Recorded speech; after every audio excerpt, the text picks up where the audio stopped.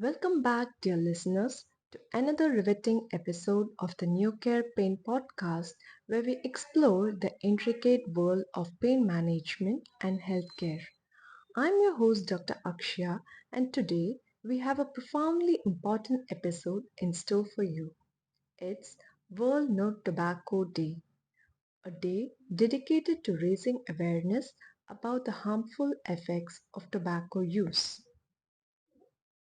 Have you ever wondered how something as common as tobacco could be a hidden source of pain in your life? Or how quitting could be your first step towards a pain free existence? Stay tuned because today we have a top tier expert in the house, Dr. Ajay Naik, a well renowned oral medicine and radiology specialist. Dr. Ajay is here to unravel the secrets of how tobacco impacts our overall health. If you or someone you love uses tobacco, you cannot afford to miss this episode. Dr. Ajay's insights could be a key to a healthier, happier, and pain free life. So grab a comfortable seat, or if you're driving, keep those ears peeled. Let's get started. So, Dr. Ajay, can you tell us a little about your work as an oral medicine specialist working for tobacco cessation?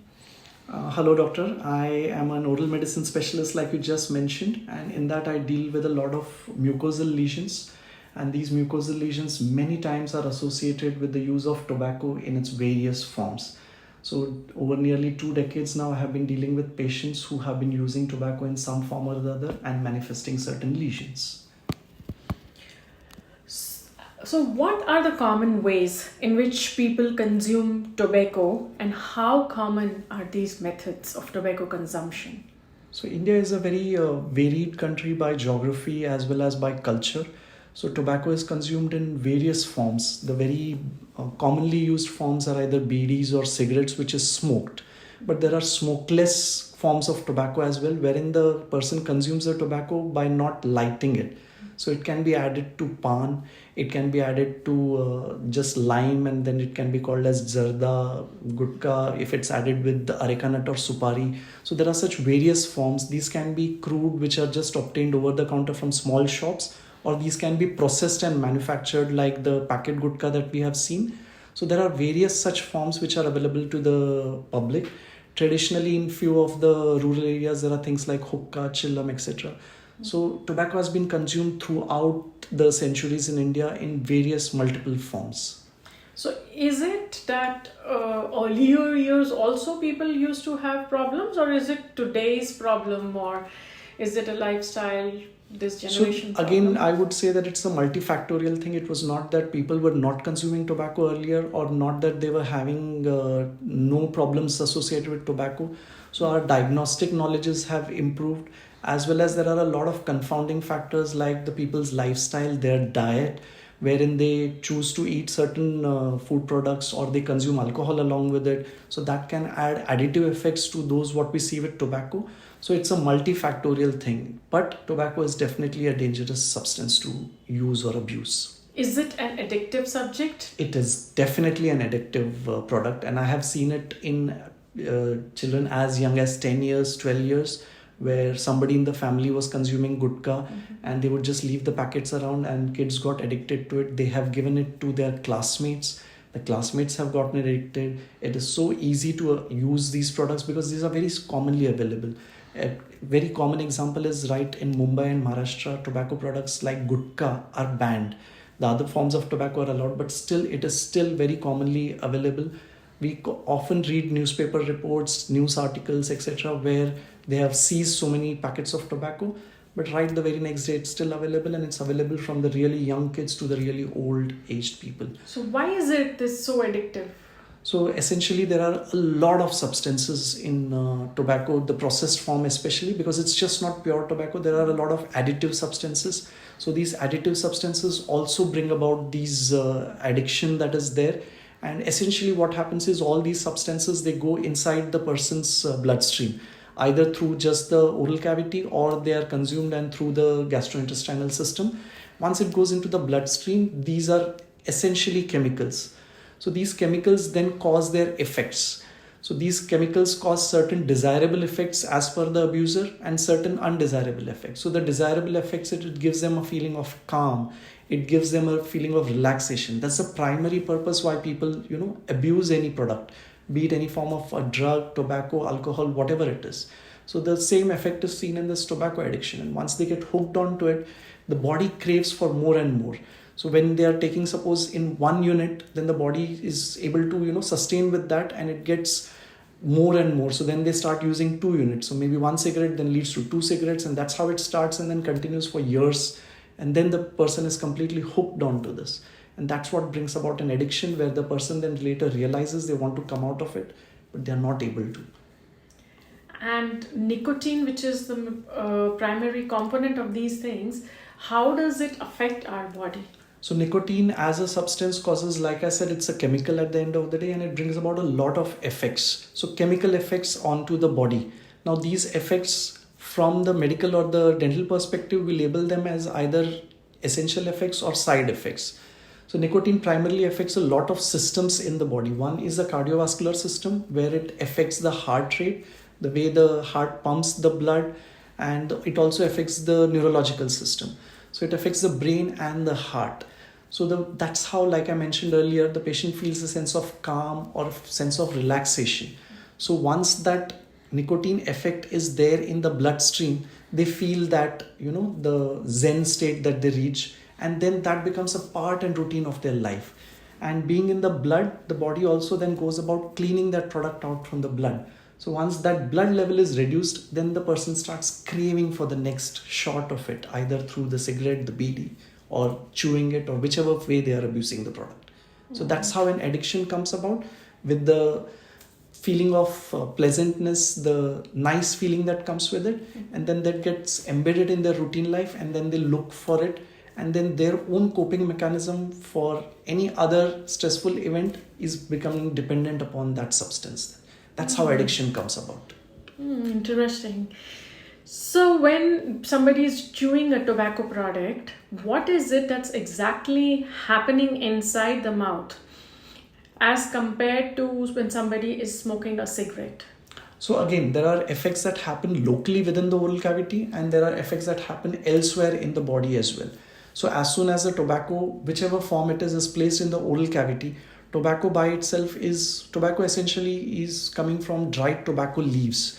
So they are then processed either in a cottage industry or a proper formal industry, but either ways those are dried leaves. So those are very astringent to begin with. So once they are placed on the oral mucosa, they immediately cause a dehydrating effect. So very commonly dry mouth is seen in either smokers or tobacco abusers. So once the oral mucosa, or the pink colored skin that you see inside the mouth, what we call clinically as oral mucosa, so once that starts getting dried, so normally that is covered by our saliva or our spit. So once that starts drying out, its normal stage is altered. So then that becomes a pathway for a lot of changes to happen. Over a period of time, some of the people, the mucosa or that skin which is inside the mouth starts becoming thinner, right? So that can act as a pathway for a lot of pathogens like bacteria, virus, fungus, etc. And then also the body reacts by the substance. If it is smoked, like the cigarette smoke or the bidi smoke, it also induces heat. So this added component of heat causes more insult upon that pink skin or the mucosa. That again brings about a lot of other effects that come. And then the chemical changes that happen in this mucosa are again due to nicotine and a lot of other unwanted chemicals that we call as carcinogens. Carcinogens cause cancer, or cancer causing chemicals which are there. So it has been found in about tobacco smoke, there are more than 2000 cancer causing substances which are formed. So all 2000 at least, and research is still going on, and this number will keep increasing because we are still not 100% aware of everything that happens. Medical science has progressed a lot over the past couple of centuries, but we are still in the dark about a lot of things. Wow, 2000 is a number. Yes. So in one tobacco that you chew, there are so many carcinogens. Absolutely. And these are the substances which cause all these effects in the oral cavity, they go into the system. So it gets ingested, or it goes through the mucosa, it goes into the bloodstream, like I mentioned. So they go and deposit in all the other areas of the body. The smoke goes and gets deposited in the lungs. So a smoker's lungs, if they are cut up at autopsy, tar comes out of it. The tar, which almost like what is laid on the road, something like that, black tar.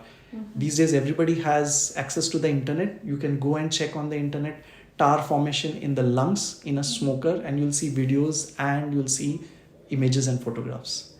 The really disastrous health effects. Absolutely. So now that we know there are so many carcinogens and so many things, can we look at hookah? Is it safer than smoking? Because these carcinogens will get filtered through water. I mean, it's as safe as if you want to die by a bullet injury or by a knife. Ultimately, you're still going to die because it's still a weapon. So tobacco is still a carcinogen, whether you take it in this form or that form. Maybe it'll take some longer time, or maybe it will need more of the amount. But another interesting fact is all this is modified by a lot of genetic underplay that happens.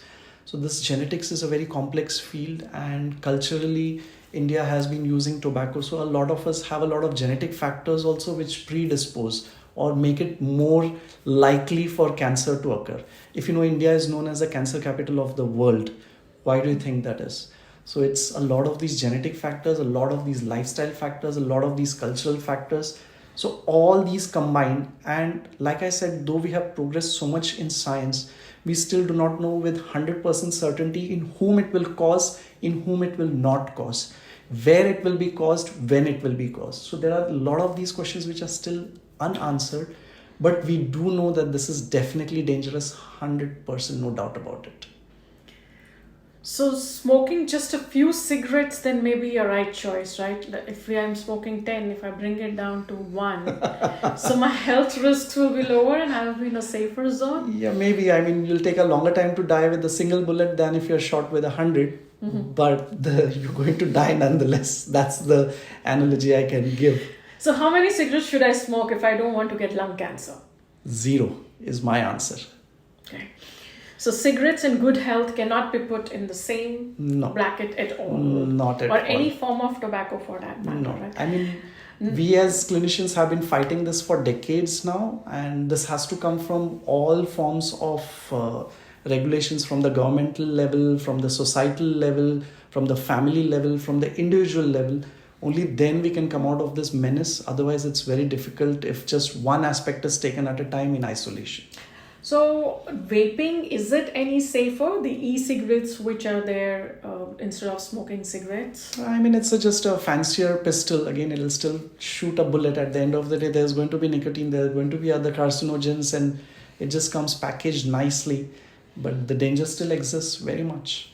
So now we for sure know that if we want good health, then smoking has to be out of the picture. Tobacco products. Yes, smoking, smokeless tobacco in any form is just not good for your health. That's the bottom line of it.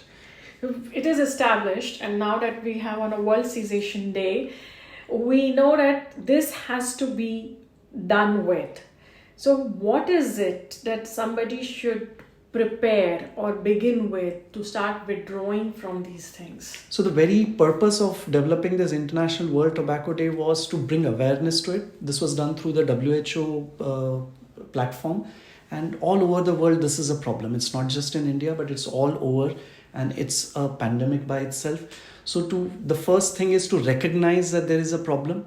So at the governmental and the international level, these policies have been formulated. So now those have to trickle down. Like I said, so there is a societal component to it. So as a society, we accept or condone smoking or tobacco use. So as a society, if I'm seeing my friend doing it, let us volunteer and try to help the friend get out of it. Absolutely. Then to start smoking with that friend. Absolutely. And in a non-judgmental manner. That's very important, because we don't want to make it a stigma and make people smoke in hiding, which very commonly happens in our cultural backgrounds, because we need to be sanskari in our Indian context.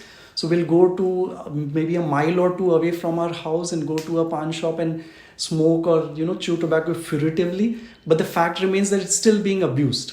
That's So the I've problem. accepted that, okay, if I want to live healthy, got to withdraw from this. What do I expect? How long will this nicotine withdrawal So last? again, usually these tobacco users, abusers, or addicts do not develop overnight. It takes a few months to a years to get into the habit.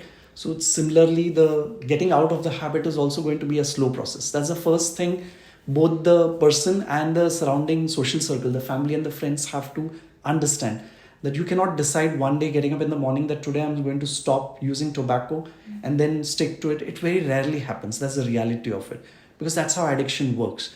So there has to be a complete holistic approach to it, wherein if a certain person is using, say, maybe smoking cigarettes, 10 cigarettes a day, bring it down to 8 cigarettes. You start by reducing one or two in a day, and then you do that for a week or 2 weeks. So it's said that when you do certain things in a certain routine pattern for 3 weeks, the habit sets in. So you bring down from 10 to maybe say 8. That would be my recommendation. That's how I deal with my patients when I have to deal with an addict. Then from 8, you bring down to 6, you bring down to 4, to 2, and then 1, maybe then 1 alternate day, and then you slowly do it. And there will be relapses. That's when the support of the family and the society comes into picture. So the social circle plays a very important role, not to judge them and to help them in this. And there are a lot of tobacco cessation centers now which have been started all around India. So that is something that can be made use of. And like I am an oral medicine specialist, there are a lot of oral medicine specialists in the field of dentistry. So people can look them up either online or ask your dentist to give a referral and consult these people. So these people will help you with this in a systematic, graded manner. Right. Because That like I said, handholding is essential. absolutely, because it cannot happen overnight is the main message I would like to give. It will not happen overnight, and you have to be aware that there will be relapses. You have to go about in a step-by-step manner. Sometimes you'll have to walk 2 steps backwards, but the journey shouldn't be stopped.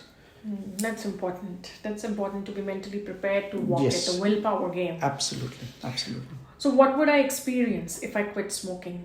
Will it So- give me a lot of shivers? Will it Yes, make me there will be a thirsty? lot of effects, because what happens is your body essentially is used to it. So there are things that will happen at the physical level. More importantly, there are things that will happen at your emotional level, because your mental well-being is also affected by the use of tobacco. So essentially you are used to, like I said, reaching a level of pleasantness even in times of stress. So you'll have to develop better coping mechanisms for other things. So like I said, it's a holistic approach, not just an oral medicine specialist. There are psychologists that are of help.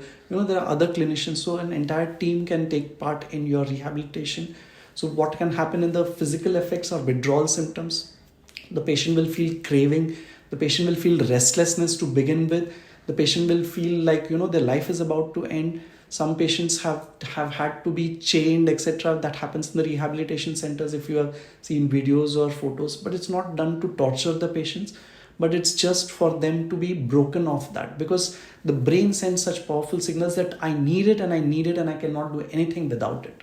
So that cycle has to be broken. So it's a lot of complex things, but I'm just simplifying and telling in these 2 points. But a lot of things happen at the clinical level onto the body and also the mind. So the both aspects need to be looked into it when somebody is trying to de-addict themselves from tobacco So use. yeah, it's a lot of hand holding between the family, the leading physician, Yes, and the coping mechanisms. absolutely. And it has to primarily come from the person wanting to quit it. And then from there, this whole journey starts, and it will be a journey and they will have to stick to it. Yeah, that we understand. What message would you like to share with our listeners about the dangers of all forms of tobacco consumption on this World No Tobacco Day? That one message that you would like to leave with our listeners. The one message is you absolutely do not need tobacco for your life, right? So you do not have to consume it in any way. Do not come under any sort of peer pressure, because unfortunately our whole system is set to glamorize it, and make it look cool. It's definitely not cool, especially looking at it from my perspective, where I've seen patients as young as 21, 22 years die from, cancers that were developed and they were not aware of it. And it's very heartbreaking to see what their families undergo after their death or during the time that they're about to die. That's the thing about oral cancer. You come to know about it at a very later stage. And the whole family is affected. The person suffers, the family suffers, seeing that person suffer, You cannot do anything about it. You cannot see the person suffering, and seeing that happen in young patients, old patients, the entire family is affected, the finances are affected. Nothing good comes out of using or abusing tobacco. So I would say what your message is, say no to tobacco. Absolutely. No to tobacco is the only way to go. So if it inspires you, first thing is to take the willpower and start walking the path for cessation of use of tobacco. And that's a wrap for today's episode of Neocare's Pain Podcast. A huge thank you to our Dr. Ajay for sharing such a vital and eye-opening information with us. Remember, listeners, it's never too late to take control of your health and kick the tobacco habit. If you found value in today's episode, don't just keep it to yourself. Share it with your friends, family, and anyone who might benefit from this life changing knowledge. Let's spread the word and make a difference together. Be sure to subscribe to the Neocare Pain Podcast for more engaging and informative episodes. Follow us on our Instagram and Facebook, LinkedIn handles for more updates and exclusive content. If you have any questions or topics you want us to cover, drop us a line below. We'd love to hear from you. Thank you again for joining us on this journey towards better health and well-being. Until next time, this is Dr. Akshay signing off. Stay well, be happy, take care.